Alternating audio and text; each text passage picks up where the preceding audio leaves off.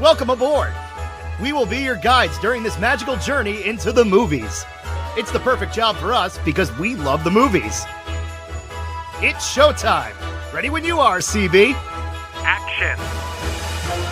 Welcome to Monoreel Radio, episode number 341. I'm Sean. And I'm Jackie. And we are here this week to review and discuss Coyote Ugly as it celebrates its 25th anniversary. When I think Disney princesses, I immediately think of coyotes.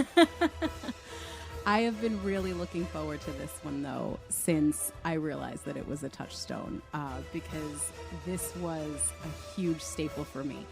I don't believe that I saw this one in the theater because I would have been like 13, 14 the summer that this came out. And I remember that the trailer looked so rowdy. I don't think I would have been allowed to just go and see this with my friends because we were at that age being dropped off at the movies to go by ourselves at that point. But I do remember later on getting the DVD and I watched it all the time to a point where I was almost not going to take notes as show prep and see if I could do it cold because I believe I know this movie that well. So I remember this movie being to the point you just made, this was like a cultural phenomenon when it came out. The trailer was all over the place. People were talking about it. This movie was a big deal. I didn't see this movie for the first time until I was maybe 22 or 23 years old. Because I think that when I saw the trailer, like at the age of 13 years old, going on 14, let's call it what it is. Hot girls dancing on a bar I should have been in the target demographic for it. But I felt that I had seen the entire movie in the trailer, so I just never really picked it up. But as the years went on, like, people kept talking about it.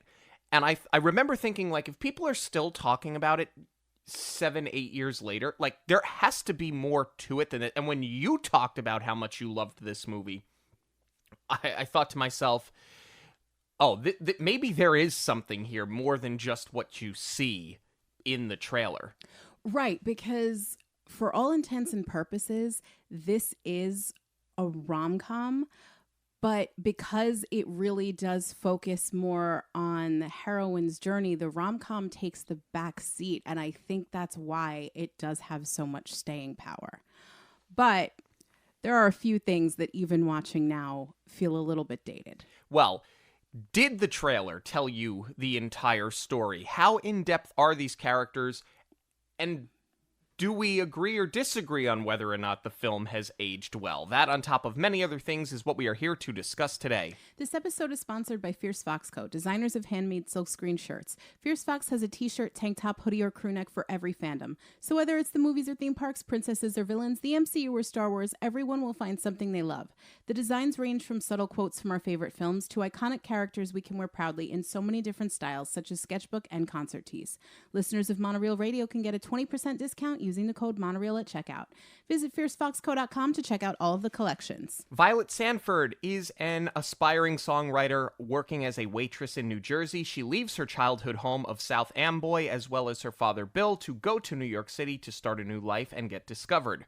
She struggles to get recognized as she does not have an agent and no one will take her demo tape, so she will need to perform at open mic nights, which is problematic due to her stage fright. She meets Kevin O'Donnell, a line cook at a music club who promises that he knows people in the industry despite having previously lied about managing the club that he worked in. After her apartment is robbed, Violet finds herself worse off than when she arrived in the city. At a diner, she sees Cammie, Rachel, and Zoe, 3 bartenders from Coyote Ugly, flash the $900 they collectively made that night. They salute Zoe, who is leaving for law school, so Violet applies for her job. Lil, the bar's owner, offers Violet an audition, and when Violet arrives, she is shocked to see the raucous crowd and that the bartenders dance on the bar. She is also over her head when it comes to the volume of business, as well as the inability to overcome her stage fright. She is temporarily fired, however, when Lil sees how street smart Violet is, She gives her the nickname Jersey and gives her a second chance. Meanwhile, Violet goes to Kevin to get her demo back, and he tells her how much he liked her music. He asks to see her again, and she tells him that she is a coyote and he can find her if he wants to. He visits her right after she inadvertently gets the bar hit with a $250 fine from the fire marshal, and Lil tells her that she can keep her job if she can make up the money, which Violet does by auctioning Kevin off. As payback, Violet agrees to go on 4 dates with Kevin. On their first date, she admits to having stage fright and how she's struggled to get discovered. One night, the bar gets out of control and is nearly shut down by the police. As chaos ensues, Violet jumps up on the bar and sings One Way or Another, distracting the violent patrons and securing her spot at the bar permanently. Her relationship with Kevin flourishes, and she finally agrees to perform on stage after Kevin sets up a gig for her. One night, Bill arrives at Coyote Ugly and is disappointed when he sees that Violet is dancing on the bar and getting splashed with pitchers of water. On the night she is supposed to perform, Lil refuses to cut her early due to how busy they are, so Violet tells Kevin that she isn't coming.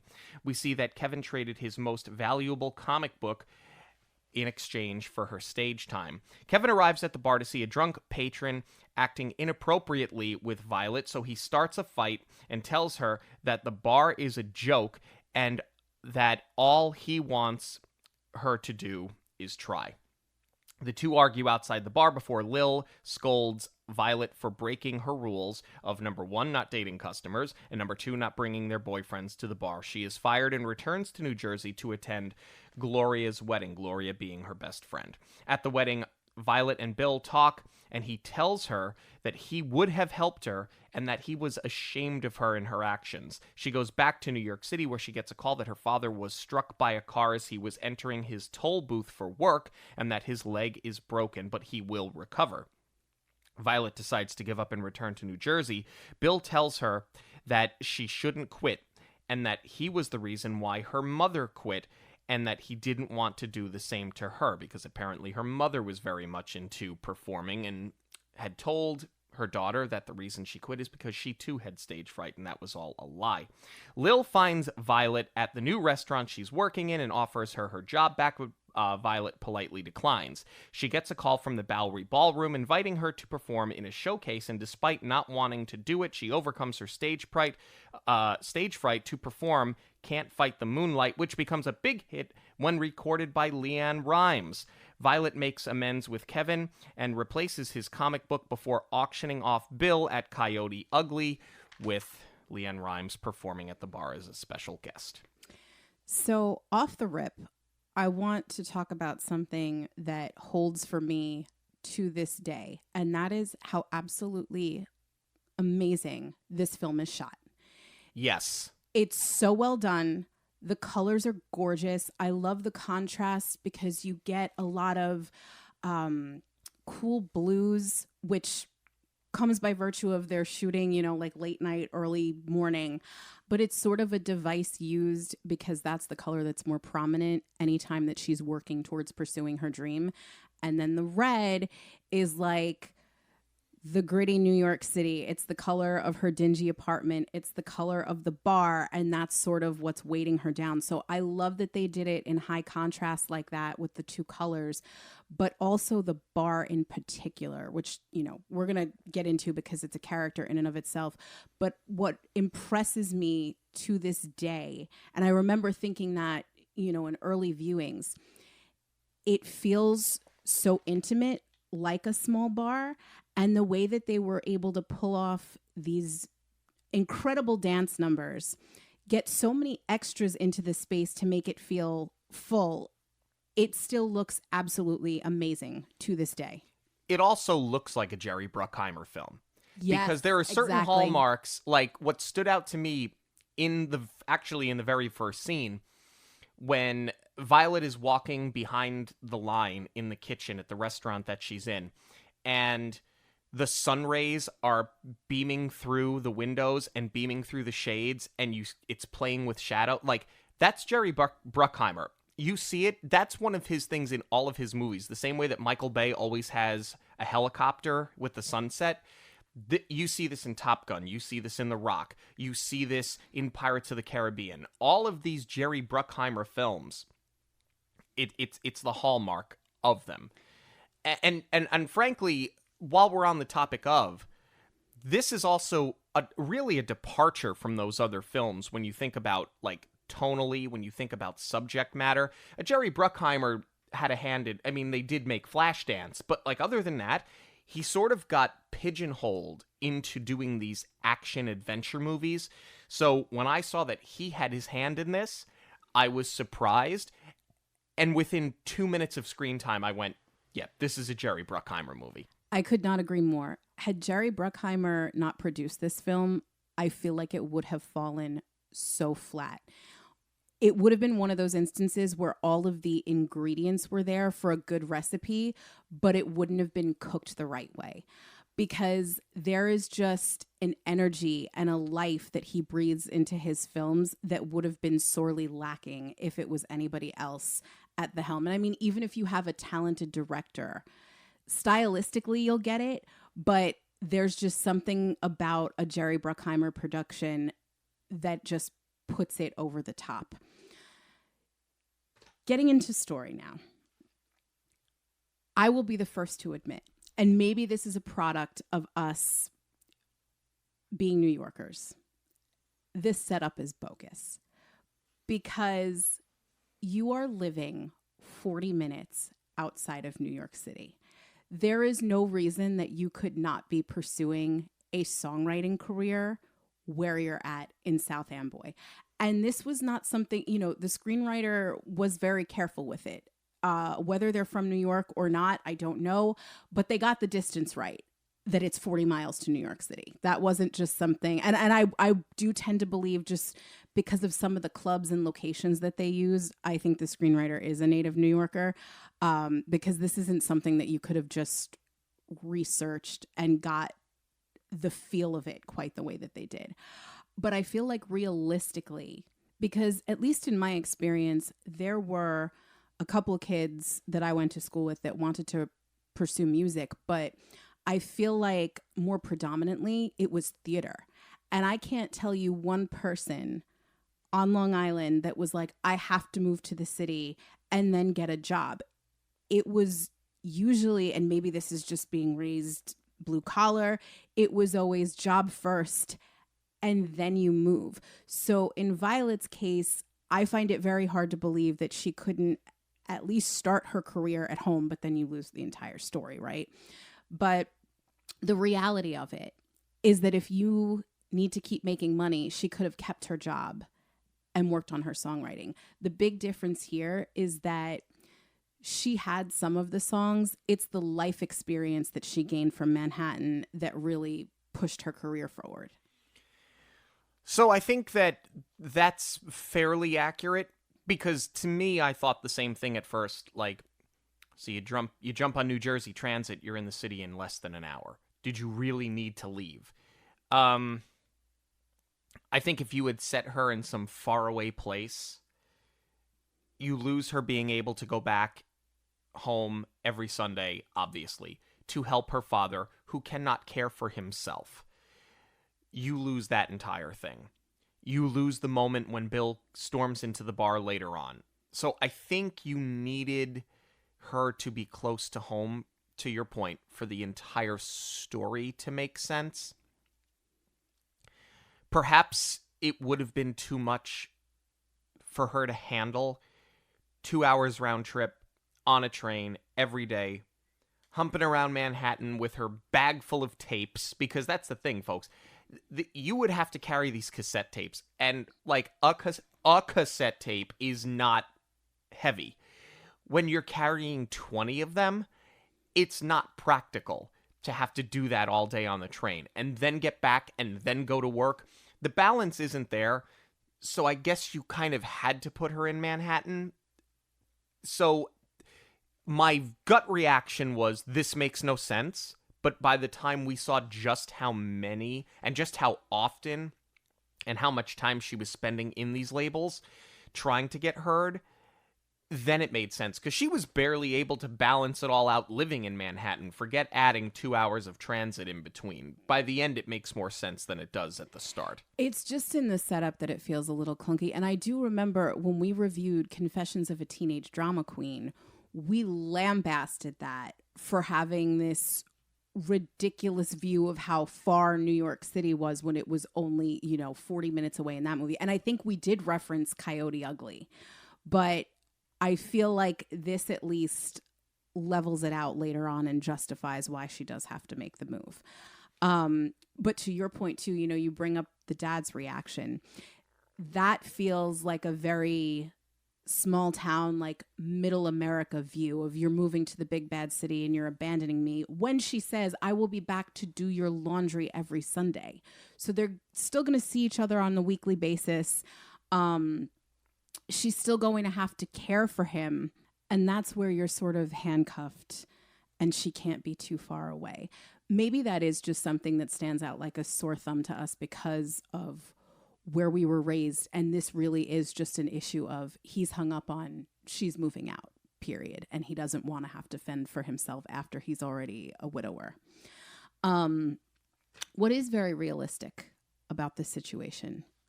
That apartment is probably nicer than what you'd get for a studio nowadays. Yeah, I'd say that that's accurate. I also want to get this out of the way now. Gloria's friendship is so one-sided. She does everything for Violet, and we really don't see it reciprocated. She throws her this going away party, even though Violet's going to be back every weekend. She not only helps her move, she gives her emergency cash. She later on will rush out on her own wedding night to be with Violet when her father's in the hospital. And what do we see Violet do? I mean, I get it. Violet is our main character, but we have to make her likable. And it would have been nice to see this friendship reciprocated because she's being supportive of Gloria and doing something other than attending her wedding. Well, and you never see a conflict between the two of them either. At some point, you believe that the two of them, that becomes a subplot where the two of them are breaking apart and they have to reconcile. You see it in all these movies are sort of the same thing. But then she's breaking off her romance. She's struggling with her job. She's at odds with her father. Now she's at odds with her friend. At what point does it become too much? Right. I like Gloria a lot as a character, but I feel like she was written into this movie for the explicit purpose of delivering the teary line of, we've never made good on a single thing that we said we were going to do, except for now, and you're leaving. You're pursuing your dream. I don't think we needed that. It's good background, right? It's good information to have, I suppose, if you're going to flesh out these characters. I think that's the only reason why she was in this movie. I would agree with that. But I do appreciate where this film does subvert expectations, because Gloria would also be the one to call Violet on selling out. And really that's channeled through Kevin. So I at least appreciate that they didn't give them that kind of a blow up. So now Violet's settling in. She's starting to pursue her music career, because this is at a time where internships and learning about the industry that you're going into were a lot less prominent than they are now. They certainly weren't paid the way that they are now. This rejection montage is hysterical. Maybe because it's one of those things where it's funny because it's true, because that is the hustle culture of New York.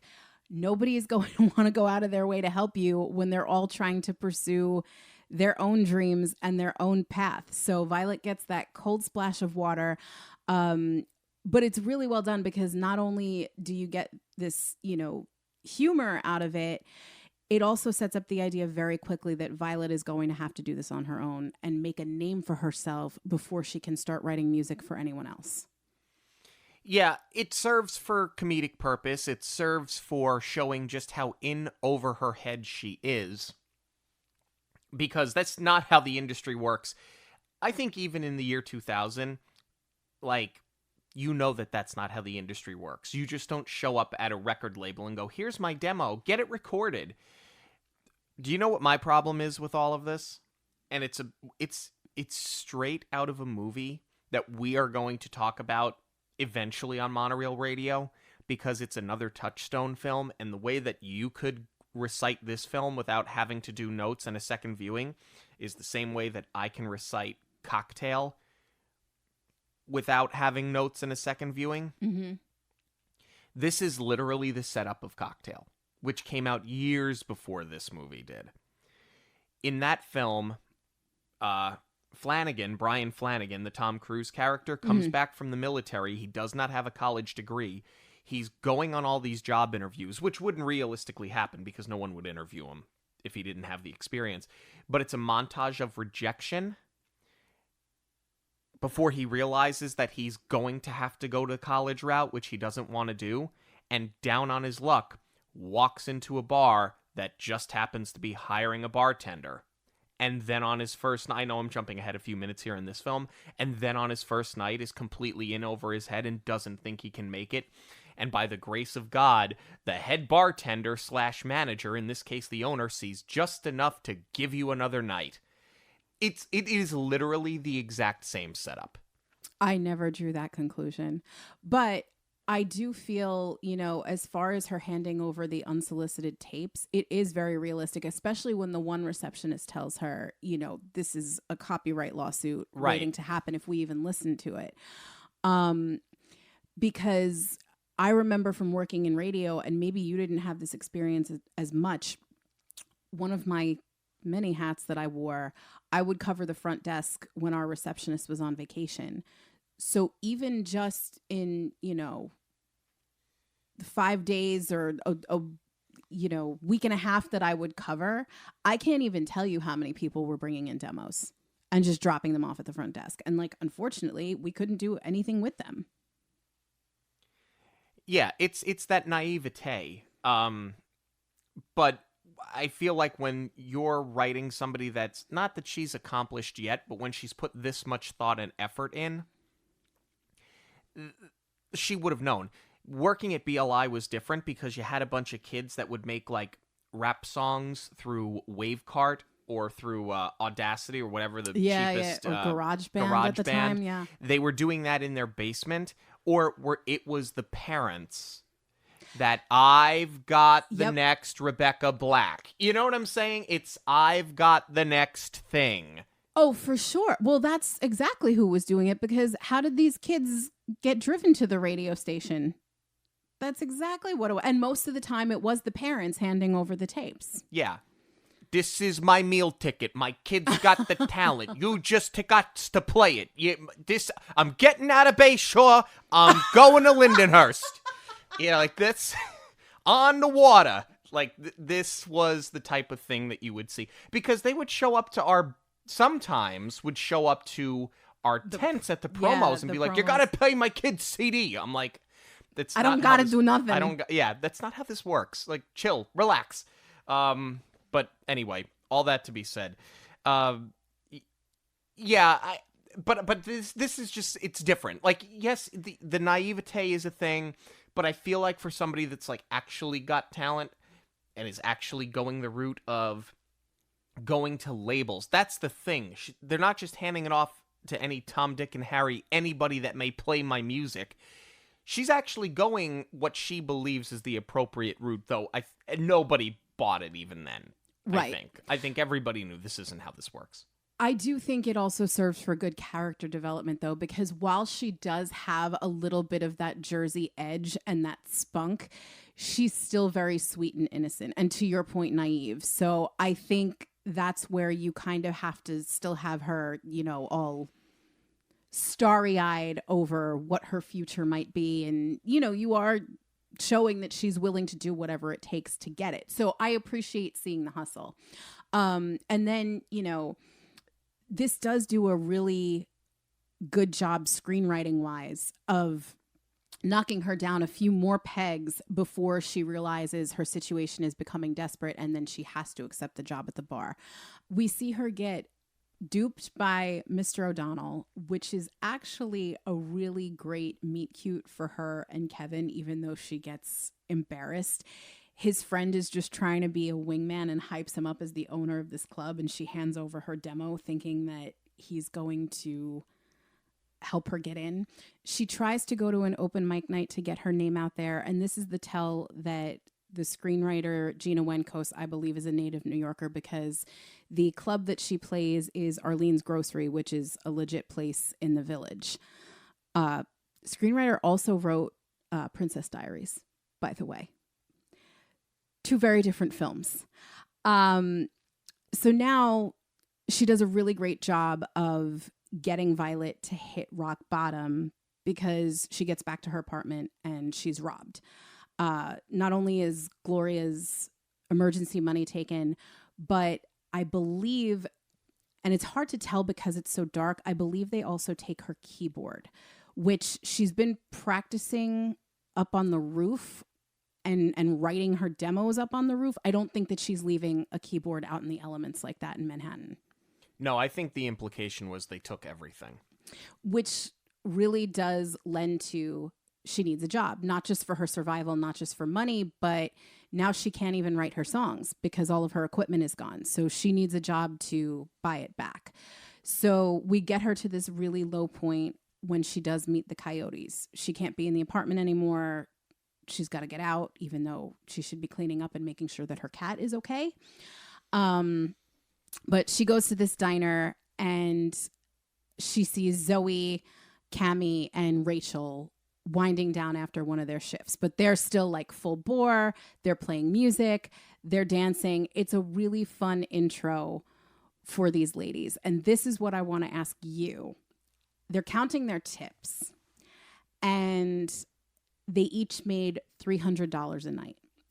So factoring in inflation, do you think that's realistic? Yes. Seeing as it's also revealed later on, like how packed this bar does get. Do you think that's low considering the crowds that they draw? No, because I think 25 years ago, a beer was $3 and there was no such thing as craft beer.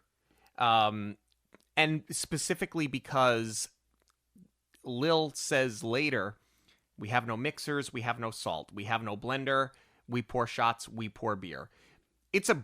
Honestly, it's a brilliant business model because the upsell on all of that is sky high. And there's no kitchen. Like the business model is brilliant with the amount of volume that they're doing and the fact that they are there as late as they are and they are basically packed until they close. No, I'd say that that's about accurate. Because remember, Lil's jumping back there too, but she's not. She shouldn't be, at least. Not as the proprietor. Yeah. Well, I guess that's it. It's the turnover, right? Because that bar's got to hold like a max of what, maybe 200 people. So maybe cycling people through, you get like 300 a night. I guess more than that. If they're all buying at least 2 beers, at the bare minimum 2 beers. Yeah, I guess that does get you to $900. I don't know. It seems a little low to me though. The inflation and you're cracking beers and pouring shots. People don't always tip 20% when you pour a draft beer. You should, don't be cheap, but sometimes they go, oh, you just poured me a shot. You didn't make me a drink.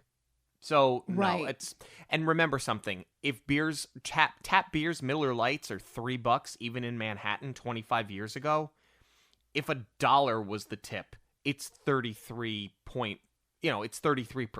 So that would be considered a massive tip, even though it really isn't. No, I'd say that is about accurate. I guess I'm looking at it too, is that, they obviously draw in a lot of male clientele with the dancing who I'm sure are over tipping. So that's where I thought it seemed a little low. Yeah, you'd hope. Trust me, there's very few people out there that over tip. And when you talk about how much you over tip, guess what you're not doing? Over tipping. Yeah. Well, point being, it is also a great setup because you're literally dangling this carrot in front of Violet that they're walking out with $300 in cash per night. So then the diner waiter, he hands her the matchbook from Coyote Ugly, and then she goes down to pursue Lil. Great intro for Lil. Yep.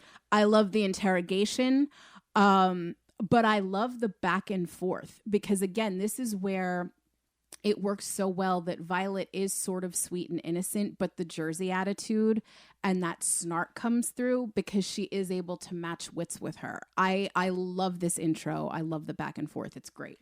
Lil as a character is one that I love throughout this entire film. She's very smart. She's very savvy. But she knows where to draw the line, and she becomes a splash of cold water when she needs to draw that line. Everything about her is phenomenal. It's great. As is the intro to the bar for Violet's quote-unquote audition for her first shift. Yep. Because she's replacing Zoe, who is going off to law school. So we still see Zoe there. It's her last week. By the way, I think that that's important. Yeah. That she's going off to law school. Because you obviously see that these girls are not the one-dimensional characters that you think they're going to be. Well, I mean, I think some of them are lifers there, as Lil puts it, because they're making good money. But it's important for Violet to see, if I put this work in now, look at how much money I'm going to make quickly. That's part of the allure of it. Yes. And it gives levity to her taking the job, even though she is like completely taken aback by what she's seeing on the first night. This is the big, and we're not going to treat the music separately because this is not a musical, but right. It's got a killer soundtrack. The intro to Coyote Ugly is with Pour Some Sugar on Me. And it's one of the most memorable scenes. And this is what I'm talking about with it being shot so incredibly well. They pour the alcohol down on the bar and then they light it on fire and they're dancing through it. And the girls really did that. Yeah. Like, they learned how to dance. You actually had the actresses doing it. When Rachel blows the fire torch, she did that whole thing herself. Stunt doubles be damned. But it's so nice to see with such a mainly female cast that they were allowed to really go for it too. So you would think that Violet's gonna run screaming, and she sort of does try and duck out of it, but Lil catches her and she's like, nope, let's see what you got. She makes up the backstory that Violet is a former nun, and I feel like her real name is more fitting of this character than calling her Jersey. But I can also see where Lil doesn't want to use like real names to protect the girls a little bit, just based on what her rules are for this bar. Yeah. It's a great introduction, and what took me aback the first time I saw it, and even sitting and watching it again for the purpose of this conversation, because it's not one that I've gone back to revisit, it's not just a bunch of drunken bikers in the place.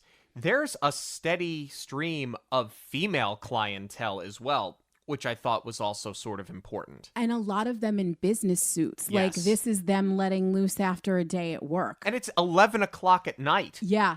Because Lil tells her, get here at 11, that's when we're gonna get busy. And they are. No, it's great. And speaking of all of these extras too, hats off to them, because you have to remember, when they're filming, they're not actually running the music. So the actresses are dancing on the bar with nothing in the background, and you're asking, probably 100 to 150, maybe not quite that many. It's made to look like that many people, but you're asking all of them to have these high energy reactions to the dancing when they're not actually bumping music to get these shots. So it's really impressive that they were able to create and maintain this high energy party atmosphere throughout. So it is baptism by fire. Violet is behind the bar and she just has to keep up. That's what I wanted to ask you too. I realize primarily this is a beer and shot place, so you don't necessarily have to prove your worth as a bartender by mixing drinks and coming in early and training to learn the drink menu. But do you think this is more sort of pandering for the sake of story to just throw her right into the mix like this and have her sink or swim? Nope, because that's how I do it with people. You can either do it or you can't. Honestly, that's how it has to be. That's how I was brought into the business. Either you do it or you don't. There's no faking it. There's, of course, a learning curve with things like a point of sale system or something like a drink list, learning where the bottles are on the rail, learning what your beer selections are. Although most places have sort of the standard fare, though, you know, the man bun flannel craft beer crowd has really muddied that over the years. No, you baptize by fire, because especially I can smell a rat. I'm not going to give you too much of a peek behind the curtain, folks. But I can. Hitting a little let's too just close say it's to hitting home a little right close to home right now. I can smell a rat when somebody tells me how much experience they have, and I go, okay, so do it. And you can't do the basic of the basic. I know within 5 minutes whether you're going to make it or not, quite honestly. There's those that have lied, and there's those that have tried. You can lie, you're dead. You can try, and you can fail. But if we see that there's at least the knowledge there, we're going to give you the runway because we know that we can teach you. That's the difference between the two. That's how I would have done it with her, especially in the New York bar scene. Right. No, but as far as getting there at 11, if this bar is opening at well, I have to imagine they're doing happy hour. Why not get her there for happy hour and let her get her feet wet a little bit before it gets really, really busy? Because anybody, well, in theory, again, this is hitting close to home, anybody should be able to work happy hour. It's the volume that you need to test people on. Well, that's not what she's being tested on, because Lil is ready to let her go just based on not knowing choreography. This is the big Devil Went Down to Georgia number, which, again, besides lighting the bar on fire, this is probably one of the most memorable. A couple of the regulars also get on the bar. They all know the dance. But this is what I'm talking about. You didn't bring her in to train. You didn't teach her any of the moves. And Lil's like, all right, well, thanks for coming. Here's some cash on your way. No, because Lil wants to see if she's willing to try. That's what it is. It's, can you hang? Will you try? And are you scared? I think everything Lil did was by the book. It's how I would have done it if I were her. Well, and I guess that's it. Violet just should have gotten up there and performed whether she knew it or not. Right. Just go up there and dance and freestyle and yes, not necessarily doing the exact choreography. Show that you belong. And instead, I actually like how she does prove that she belongs. On her way out, she busts up a fight, and Lil gives her a second chance because she's like, I did this working, on Monday Night Football when the Jets play the Giants. Again, very, very Jersey. The Giants and the Cowboys. Oh, was it the Giants and the Cowboys? Yes. Big rivalry in the NFL. Well, that's where Violet really got to cut her teeth as far as being able to control the customers, especially bros who are going to be fighting. Well, and that's why I like that they gave her that line specifically. Yeah. Because it shows that she can hang with the bros, as you just put it. I think that's a more important line than it's given credit for, quite honestly. Absolutely. So Lil's going to give her a second chance, but now she needs to look the part. And we, of course, need a 2000s shopping montage. This is dated. Yeah. I mean, it was every late 90s, early 2000s film. There has to be a shopping montage. But it is sort of justified because, as soon as Violet shows up for that first shift, Lil's like, nice shirt. And she cuts the sleeves just with a knife, cuts the belly out of it. It is pretty funny. But Cammy helps her. And it's not only just the shopping. She is a sympathetic character. She's kind of helping her learn the ropes as they're, it's a good bonding moment because for Violet's second shift, Cammy balances out Rachel just completely hazing her. It's a really great setup though, where Lil's policy is that they don't serve water in the bar. And Violet had seen it the night before, the hell no H2O chant. Again, one of the other more memorable lines from this movie. So now it's Violet's turn. Somebody orders a water and she hoses him down. And of course, it turns out to be the fire marshal.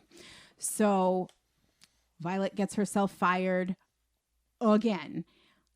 which is exactly what Rachel wanted, because setting her up like that was just Mean Girls 101. But this is another perfect example of really good cause and effect screenwriting, because again, Violet makes a mistake, but she's able to prove her worth by thinking on her feet. Kevin shows up because he tracked her down. It meant that much to him to be able to find her, so he figured out what a coyote meant, and now he's at the bar, and he owes her a favor because he embarrassed her. So now she's going to level the playing field and embarrass him by auctioning him off, raising the $250, which will pay the fine that they incurred because they were overcrowded and the fire marshal's sitting right there. Well, and it also does two things. Number one, it continues to show how street smart she is and how she can think on her feet. Mm-hmm. And the other thing that I think it does really well is it levels the playing field, not just for her and for Kevin, but also for the movie as a whole, because it's up to this point in time that I realized the trailer that we see is just the first 15 to 20 minutes of the movie. Right. Everything after that, you don't see in the trailer. You needed it to not just be "Shake It, Baby" on the bar, which is a line that gets used way too much, if I'm being honest with you. You needed it to be more than that, and I think by putting him up there and getting these thirsty, drunk businesswomen to bid on him for what we don't know, we just know you're bidding on him for the night.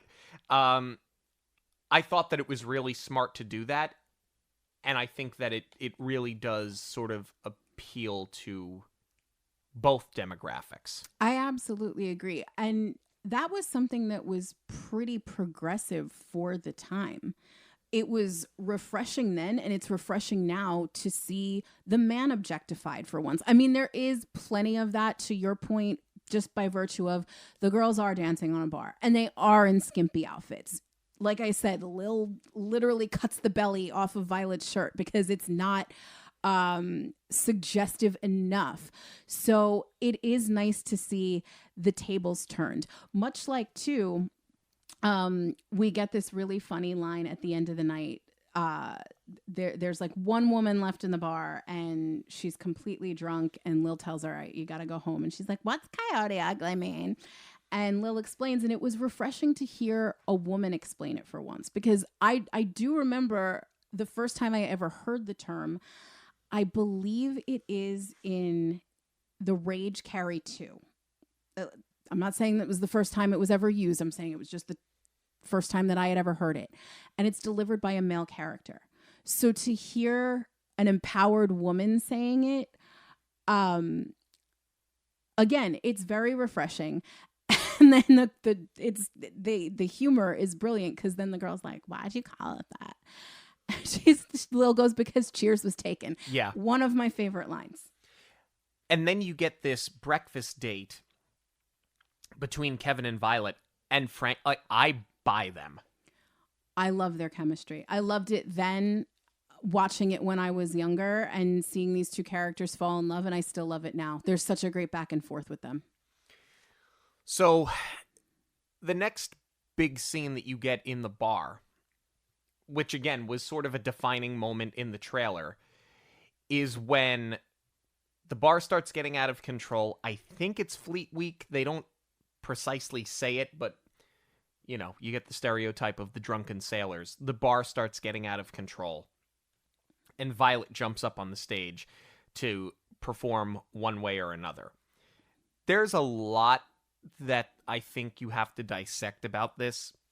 The first thing is that the bar breeds this kind of chaos. I'm not saying the girls deserve to be groped and yanked off the bar and carried around, but there is a point where you think to yourself, okay, the girls are scantily clad, they're jumping up on the bar, they're dancing, it's a part of the shtick, it's a part of why people go there, both male and female, so it's not just, a male-dominated audience, we've already established that. But it's like, the drunker these patrons are getting, the more you're playing up on it because you want their money. That's the thing. Mm-hmm. So they're not doing a great job of diffusing the chaos to begin with, because they're feeding off of the chaos.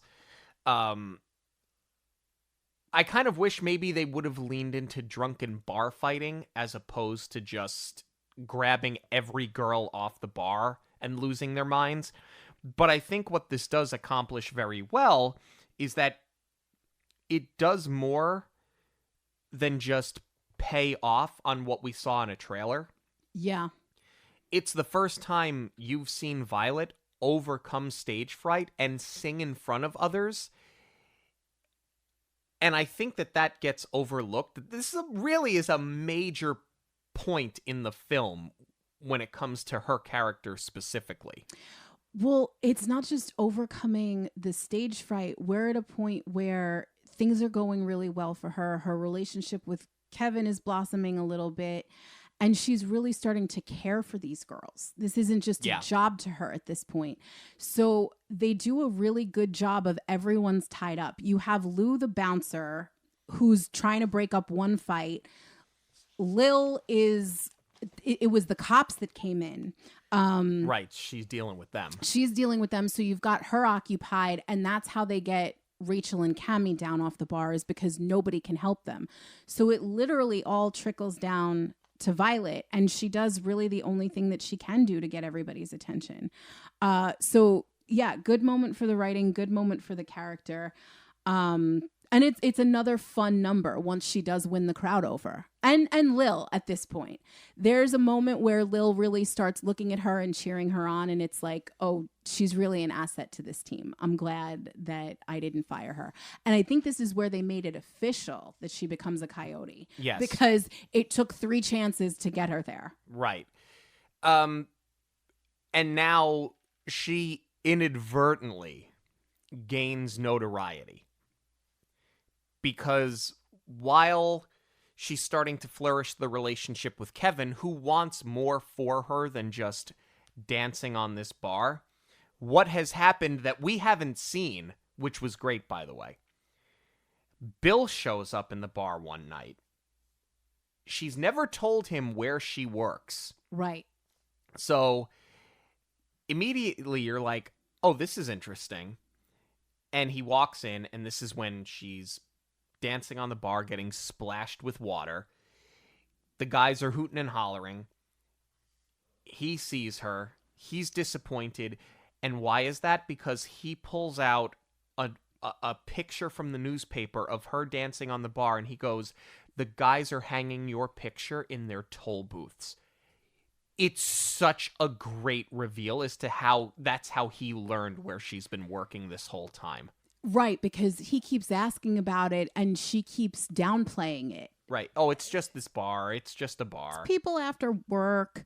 Yeah, because that has been a series of phone calls back and forth other than when she... Oh, well, no, and then she does go visit him. We do see like a little Sunday visit.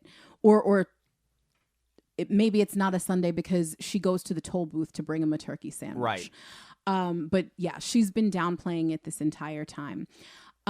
This is where the Jersey thing does sort of work against itself, though, because it's a very quick line, but the photographer said, because they tell him he can't be taking pictures in there. Yeah. And he says, but it's for the Village Voice.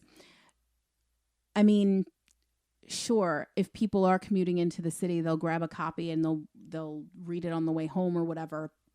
But it's like, as far as telling this story, you've made Jersey seem so far away. So how did the news travel down there?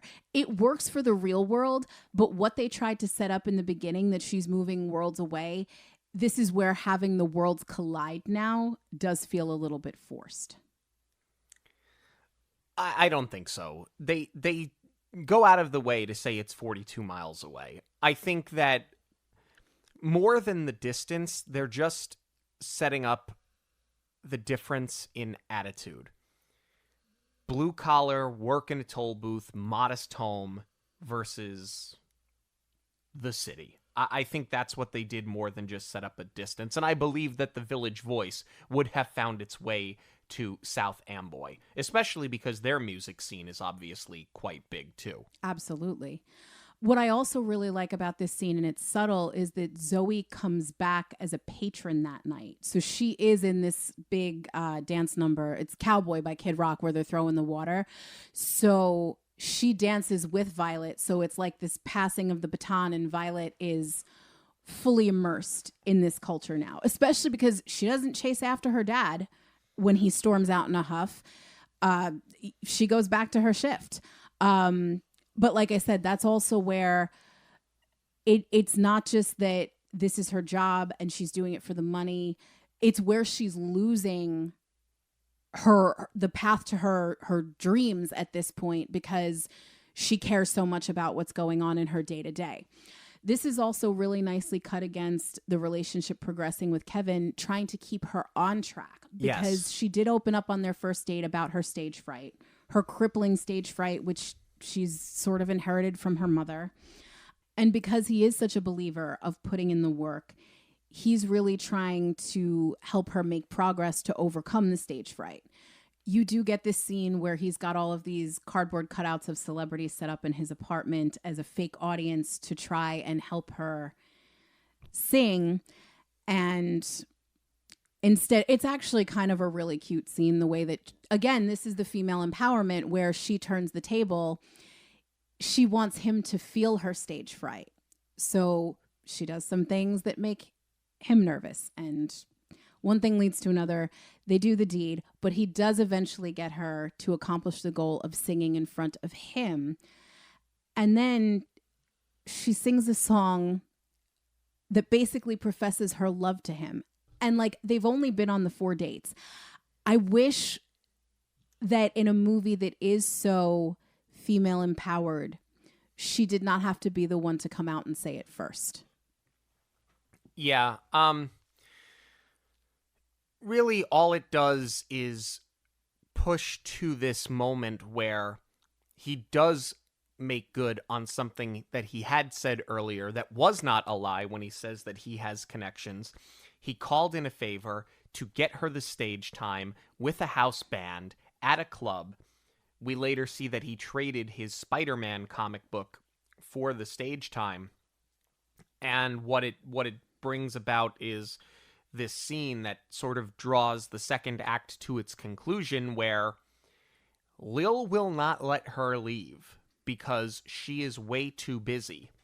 And Kevin is saying, it's just a bar, get out and go. And she's saying, I can't just do that, it's my job. So there's this tug of war where it's like, Lil promised that she could go, and then took back the promise, which is wrong because you knew how important it was for her, but you're thinking about your business. So I sort of get it, unfair as it is. Then you've got Kevin, which is sort of like putting her down, but I understand why, because he's embarrassed himself. And then you have her very much stuck in the middle, and it brings about this Kevin fight where he shows up to do what? What is he there to do? He's there to confront her and pick a fight with her at work. I know that you had to get her fired from the bar for the umpteenth time, and you needed her to get busted for breaking the first rule, which was dating a customer.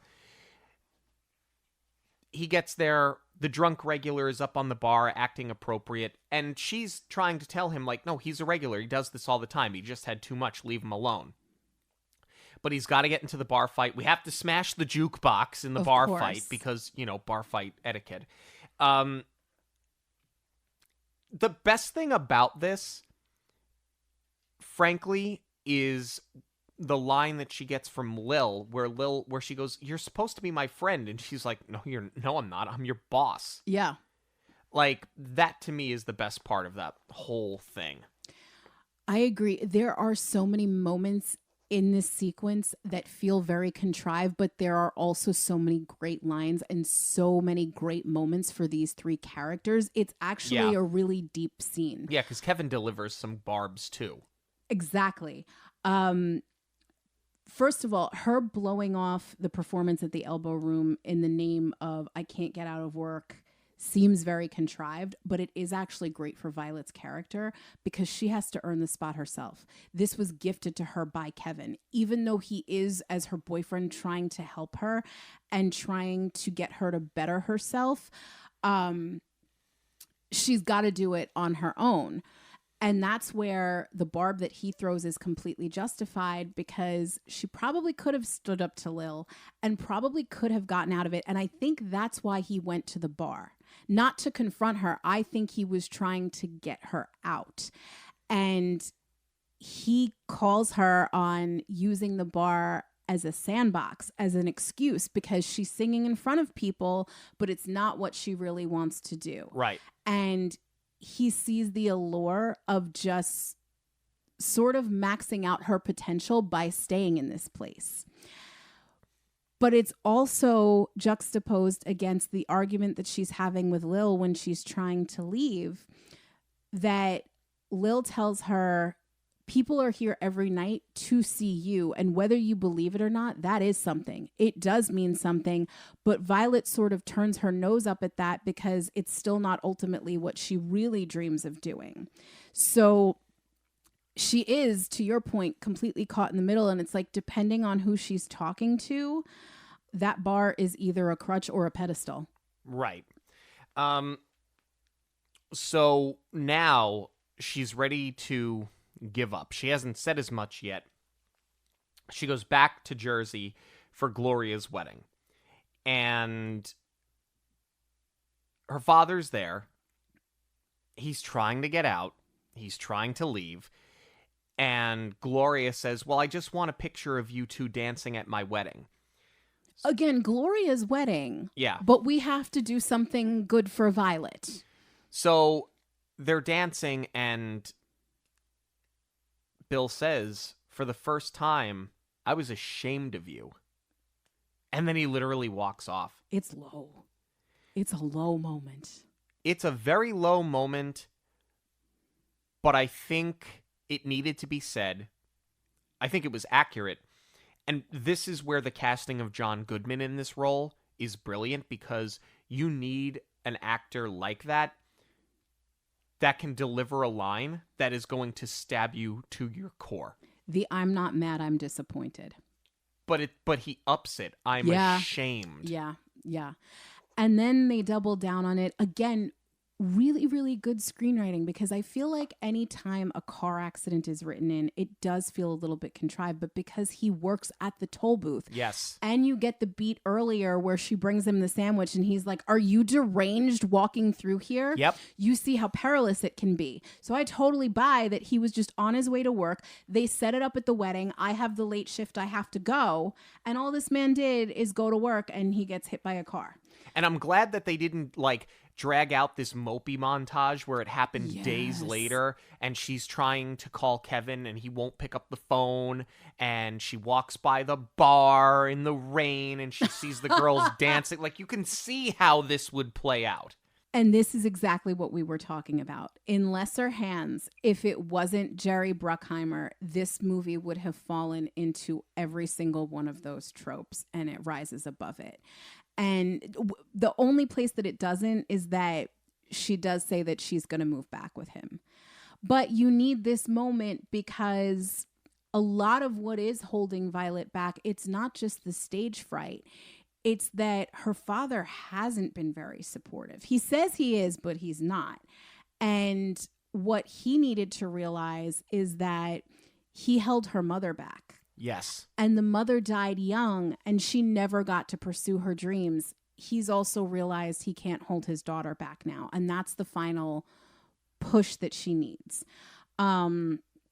It's also, to your point, where the line of him being ashamed works so well, because had he not said that, she probably would have gone back to the bar when Lil hunts her down and tries to apologize and invites her back. We mentioned it before. It's the two rules. Don't date the customers and don't bring your boyfriend to the bar. Technically, Kevin was not a customer. He came that night for Violet. But the bigger issue was your boyfriend reacted badly. And this is where Lil sort of goes back on her own rules, because she did say that she's Violet's boss, but she sees herself in Violet, as we learn in this scene when she says, I'm from Piedmont, North Dakota. That's why she's always had a soft spot for her. It's why she gives her so many chances. And it's why she's willing to bend the rules to bring her back, because she also recognizes that Kevin truly does care for her. And this is a legit relationship. And Lil technically cost her that relationship too. Right. So now she's lost everything, the boyfriend and the job. Realistically speaking, though, I think Violet should have taken her up on the offer, because even though you have one hit song, which was a huge song, and royalties were a lot different back then, you could actually make a good living off of them. You still need money. Even if you kept that bar for 3 nights a week, you're making enough money to cover your rent so that you could put the rest of your time into your songwriting. It would have been a smart business move. Agreed. But instead what we get is Kevin pursuing her, which is, again, refreshing. By happenstance, she just happens to miss the phone calls. This is also where it's going to feel dated, because she can't just call him back because he's calling from payphones. Their cell phones weren't really a thing. And it's an answering machine, yeah. Right. So I think most kids that watch this now are not going to understand why she can't just call him or text him whenever she wants. That's just how it was. But in the interim, she has started to make a little bit of a name for herself, and that's how she gets this invitation to the Bowery to perform. Well, she's also got her snazzy new Mac, and she's writing music and printing CDs on it. Right. This is also where the movie's going to feel dated, when you see what this computer looks like, and that you could probably do this on your phone nowadays. Yeah, when you have no idea, for the younger kids, what if you had a CD burner in your computer? You were living large. You made it. You had arrived if you had a CD burner. So now Violet earns her spot in this performance at the Bowery. It's an open mic night there. She gets the call inviting her to be a part of it, instead of having to go really fight for a spot. I think she saw the audition, because she keeps visiting this bulletin board this entire time and seeing all these ads. Yeah, don't know where this bulletin board is, by the way. I know. That's the only thing, right? I kind of assume it's at like a music college or something. Which she's not attending. Inside, yeah. Or it's at like probably like a dance studio or something. Which she is not a student at. Exactly. It's some sort of collective where all of these, artsy producers and performers can, find or post gigs. It was Craigslist before Craigslist was a thing. Even just saying Craigslist, I am dating myself. Yeah, to an extent. But anyway, she earns her spot. Lil closes the bar for the first time ever to go and see her. And I believe it is Lil who makes the phone call to Kevin. Violet can't get in touch with Kevin, but Lil, on a whim, is able to call him and tell him to do himself a favor and get down there. So they leave from Jersey. Again, I'm not sure why, because she has left her dad to work at this other bar in the city now when we get the Lil scene.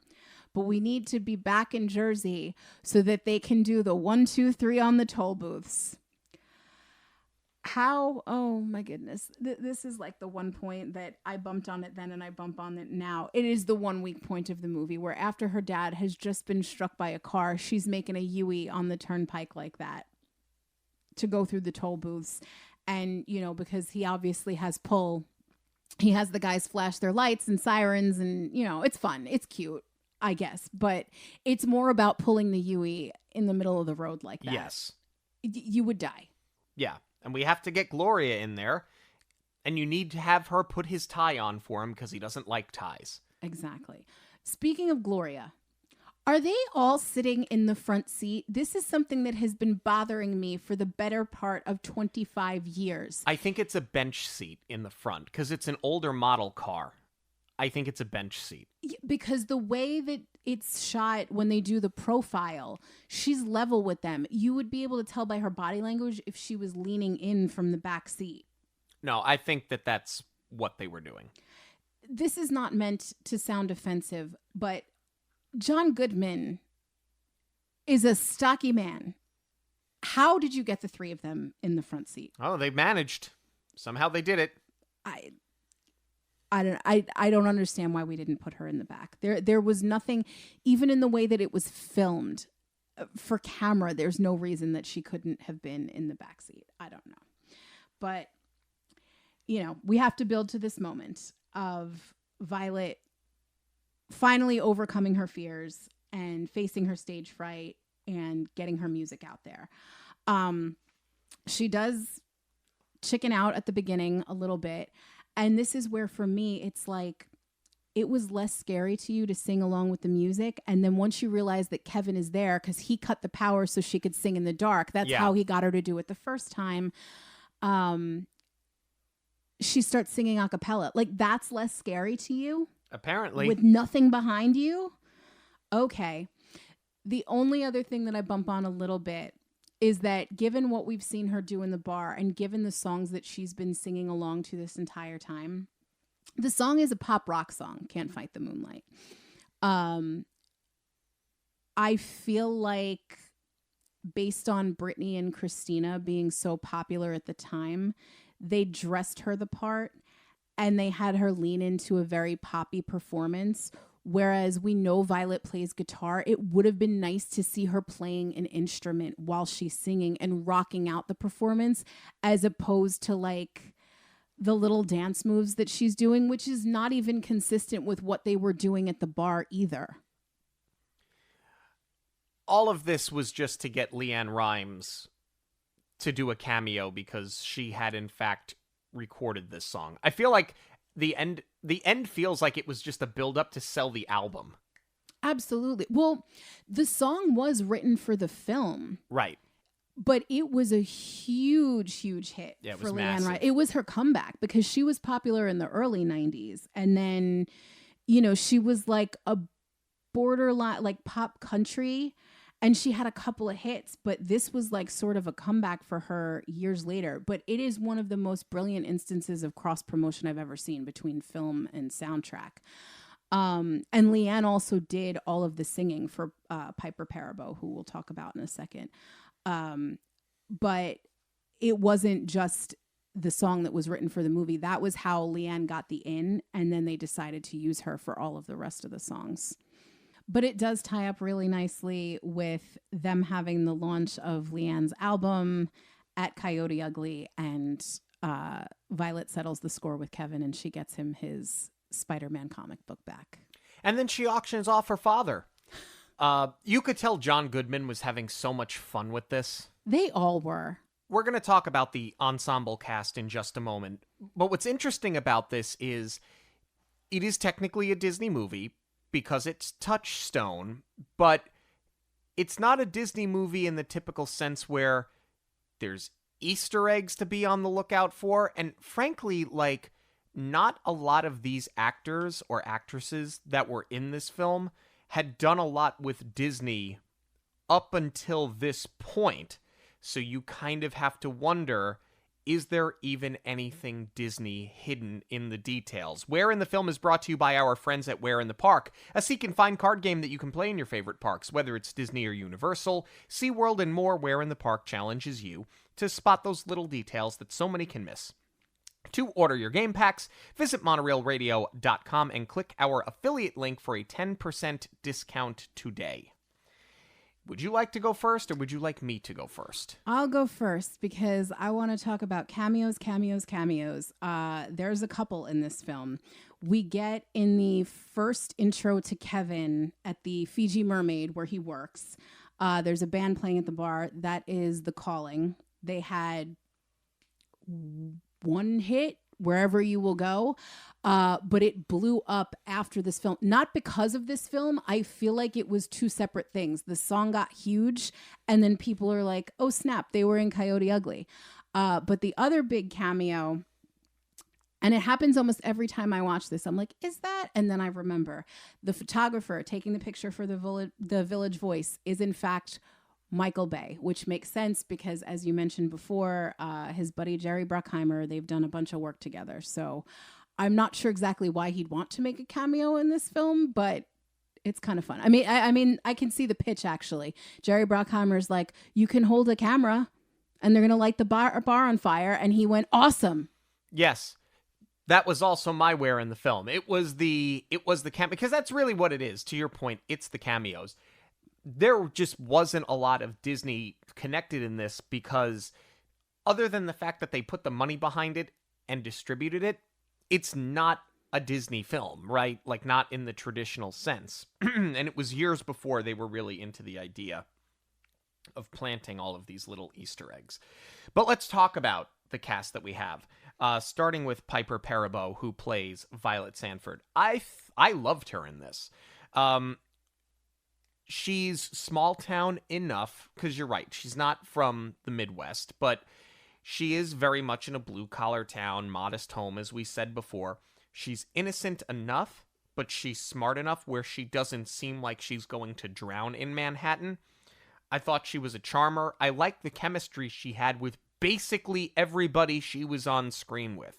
I thought that she was really, really good. Yeah, she's fantastic as a leading lady. So easy to fall in love with. I remember when she got cast in this film and they were doing all the promo for it. I mean, they were talking about her like she was the next big thing. And that's why I always thought they had cast her for the singing. So I was really surprised when I found out that it was Leanne the entire time. But she's convincing as a singer, and I thought she did a really great job just giving depth to the character as far as being just sweet enough, but also street smart enough to believe that she is going to be tough enough to make it in what is a very competitive field. Adam Garcia plays Kevin O'Donnell. Their chemistry is phenomenal. I like the fact that his character, his introduction is based on a lie that humiliates her, and yet they found a way to rehab the whole thing. And I think that that just goes to show how good the two of them are together. I absolutely love them together, but even on his own, he is just so charismatic. Like in all of the interactions with the jobs that he's got. And I love his character arc too. Like it's such a good balance for Violet when he has that incredible moment of, this was my dream. Yes, I work 7 jobs. I work 7 days a week, but standing here on my own 2 feet, that was the dream for me. And it's so important because he, again, with that balance, he needed to humble her. That just because you don't have a big dream doesn't mean that it's any less important. Or I shouldn't say just because you don't have a big dream. Any dream can be big, but just because he's not pursuing something so public, it doesn't mean that it's any less important to have a dream and to achieve your dream. And that's such a great message in this film. John Goodman plays Bill Sanford. John Goodman is good in everything, therefore John Goodman is good in this. I know we love him in Emperor's New Groove. I know we love him as Sully, but this is my favorite John Goodman role. Even more so than Roseanne. For me, yeah. Because this is what I grew up on. I mean, like, we watched Roseanne, but this is what I grew up on more. And I just love it. Even in the subtleties, like when she keeps asking him about, is he eating healthy? And he's like, oh, I'm having one of those lean cuisines, rice and vegetables. It's delicious. He's just perfection. Maria Bello plays Lil. I think she might be my favorite character in the movie. I love her attitude. I love that she can draw the line. I love her business savvy. Everything about her. She's the actress that really disappears into the role more than anyone else in this film. Like, I believe there is a Lil that owns this bar. She's just so fantastic, so well-rounded. She's got some great humor, even though she is such a tough cookie. And she knows when to soften. Fantastic character overall. Bridget Moynihan plays Rachel. I like Bridget Moynihan in this role. I buy her in this role. This role, though, this character is very much an archetype. It's the antagonist, but not the villain in every film that ever existed in the history of film. I would agree. The character is a little one note, as is Cammy, but they're great supporting cast, both of them. And so impressive with the dancing and all of the stunt work. Yeah, Isabel Omiko plays Cammy. And the same thing, you know, you've got the one that wants to cast you out and see you fail, the one that's going to take you under their wing. But in a weird way, in spite of the fact that they're archetypes of these characters, it all works. When you put all of them together, the whole thing is seamless. Well, because they are the angel and devil sitting on her shoulders. Right, the entire time. Tyra Banks plays Zoe. Very small role for her. I think she was likely, other than John Goodman, the biggest name in the film. She has the least amount of screen time, but for when she pops up, and specifically for the choreography, I think that she was really good. I agree, especially in the first scene where you're introduced to the Coyote. She's really leading the charge and being loud and wacky, and she's keeping that party going even though they're trying to wind down for the night. She's definitely a great burst of energy anytime that she's on screen. Melanie Lynskey plays Gloria. I like this character, but I feel like she's there just for 2 scenes, and I wish that maybe we would have done a little bit more with the character. She is literally the friend of. That's all it is. She's a plot device for Violet. But what is impressive is that she's Australian, I believe. So she not only had to hide her accent, but she also had to Jersey it up a little bit. And they lost her audio, so she had to do so much of it all over again in ADR. Yeah, I remember her more from Detroit Rock City, frankly, than I do from this film. No, this was always where I knew her from more than anything else, but she's been in everything. Literally everything. I mean, unfortunately, she's one of those people like Judy Greer that hasn't gone on to have like a huge career, but she's in every single movie. Like she never gets the leading lady roles, and she should, but she's in so many films. Final thoughts on Coyote Ugly.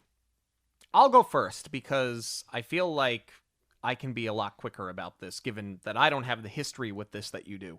I think that the movie doesn't get enough credit for the amount of depth that it has in story and in character.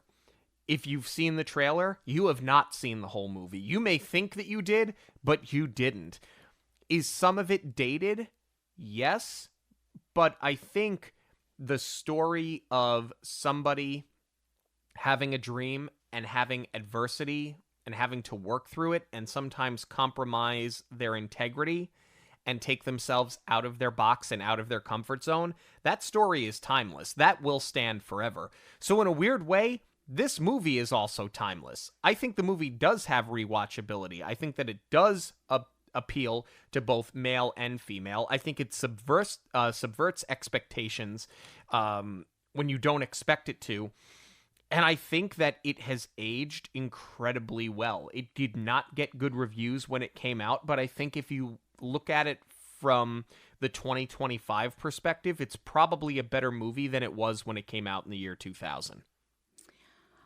I love it as much as I ever did. I mean, there are certain story points that I look at now through a producer lens that I question a little bit. And there are certain tropes and cheesy moments that it falls victim to.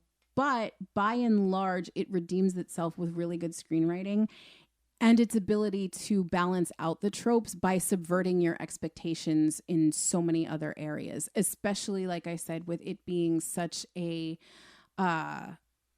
female-led, female empowerment movie. If you've never seen it, I beg you to go watch it just because it is such a fun watch. There are things that feel a little bit dated, but the rewatchability is 1,000% there. It definitely holds up.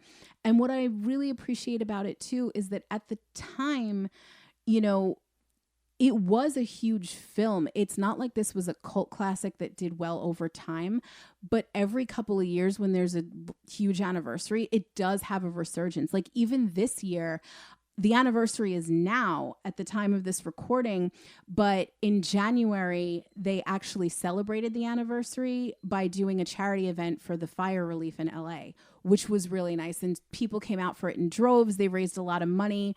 So the audience is still there. The audience never left it. The audience never turned on it because it's a product of its time. It's just got that staying power. But yeah, just such a fun watch. I love it. We want to know what you have to say about Coyote Ugly. You can let us know on all forms of social media at Monoreel Radio, or you can send us an email, monoreelradio@gmail.com. News of the week is coming up, but first a quick break. News of the Week is proudly sponsored by KMV Travel. KMV Travel is a boutique travel agency that helps families plan personalized vacations and create unforgettable memories on land and at sea. KMV Travel specializes in Disney destinations, family theme parks, and most major cruise lines, providing unmatched service from start to finish with the belief that vacations are an important part of life. KMV Travel will help you and your family experience new places, learn about other cultures, relax, and reconnect with those who mean most. KMV Travel will guide you from booking to bon voyage, ensuring you have the tools you need to enjoy each moment of your vacation at no extra cost to you. Visit kmvtravel.com to connect with an expert travel advisor and start planning your getaway now. We got the trailer drop for Zootopia 2. This is going to be hitting theaters on November 26th of this year. It's a trailer. Look, it's Zootopia 2. We're going to see it regardless because the first one is just so darn good. I think the animation looks great. It doesn't really tell us a lot about what's happening other than there's a snake in Zootopia, and apparently that's a big no-no. It's there. It doesn't get me any... I'll put it to you this way. Had I not seen a trailer and I just went and saw the movie, I'd be no less or more enthused about going to see it strictly because it's Zootopia 2. I disagree. I actually think it's a really solid trailer. I love that it gives us part of a scene where they're setting up this group therapy. I thought that was really funny. It gives us a little bit of the plot, to your point about the snake, but it seems, based on the small sample size that we have so far, that it was really worth taking their time and letting it breathe. And I feel like this is going to be really strong for it. Yeah.